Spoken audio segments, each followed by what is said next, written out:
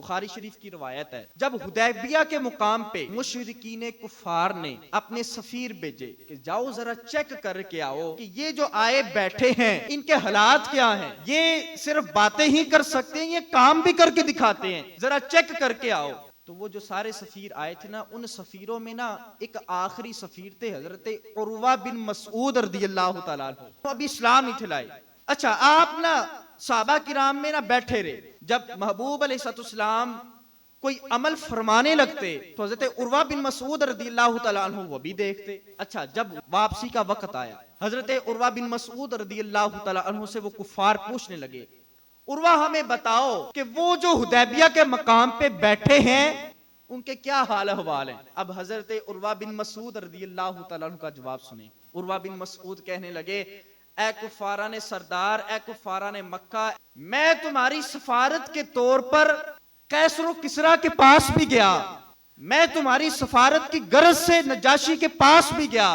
لیکن اے کفاران سردار، جس طرح کی تعظیم اصحاب محمد اپنے نبی کی کرتے ہیں اس طرح کی تعظیم میں نے ان دربار والوں کو بھی کرتے نہیں دیکھا، جس طرح کی تعظیم یہ اپنے نبی کی کرتے ہیں۔ کہنے لگے، اچھا ہمیں بتاؤ وہ کیسی تعظیم کرتے ہیں۔ حضرت عروہ بن مسعود رضی اللہ تعالی عنہ آپ فرمانے لگے، ارے کفاران سردار سنو، وہ تعظیم ایسی تعظیم کرتے ہیں کہ جب ان کے محبوب علیہ السلام اپنے منہ مبارک سے اپنا لعاب مبارک جدا کرنے لگتے ہیں تو ان کے غلام اس لعاب کو زمین پہ نہیں گرنے دیتے بلکہ اپنے ہاتھوں پہ لے لیتے ہیں۔ اگر آپ توجہ کریں، عروہ بن مسعود رضی اللہ تعالی عنہ کہتے ہوں گے کہ شرک ٹھہرے جس میں تعظیم نبی، شرک ٹھہرے جس میں تعظیم نبی، ایسے برے مذہب پہ لعنت کیجئے۔ اور میں تو کہتا ہوں دین ٹھہرے جس میں تعظیم نبی، دین ٹھہرے جس میں تعظیم نبی، ایسے اچھے مذہب پہ سلامتی کیجئے۔ کہنے لگے بات یہاں پہ نہیں رکتی کہ وہ صرف لعاب مبارک کو، لعاب دہن کو اپنے ہاتھوں پہ لیتے ہیں، بلکہ نہیں، عروہ بن مسعود کہنے لگے وہ اپنے ہاتھوں پہ اس لعاب مبارک کو لے کے اپنے اپنے منہ پہ ملنا شروع کر دیتے ہیں۔ یہ 5 باتیں عروہ بن مسعود نے بتائیں۔ میں کہتا ہوں عروہ بن مسعود کا جو عقیدہ ہے آج ہو بہو وہی عقیدہ اہل سنت کا عقیدہ ہے۔ وہ کہنے لگے اصحاب محمد اتنی تعظیم کرتے تھے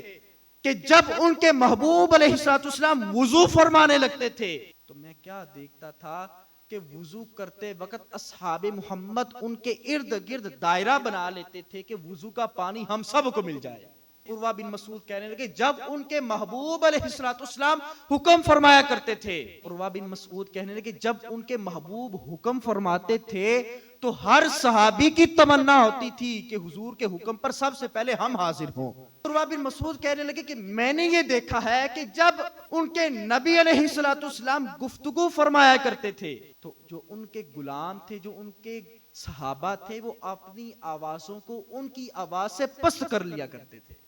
پست کر لیا کرتے تھے۔ یہ ہے اصل ادب۔ عروہ بن مسعود رضی اللہ تعالی عنہ وہ کہنے لگے جتنے بھی اصحاب محمد تھے ان سب میں سے ایک بھی ایسا نہیں تھا کہ جس نے کبھی بھی تیز آنکھوں سے اپنے محبوب کا دیدار کیا ہو۔ جو بھی دیکھتا تھا محبت کی نگاہ سے دیکھتا تھا، جو بھی دیکھتا تھا ادب کی نگاہ سے دیکھتا تھا۔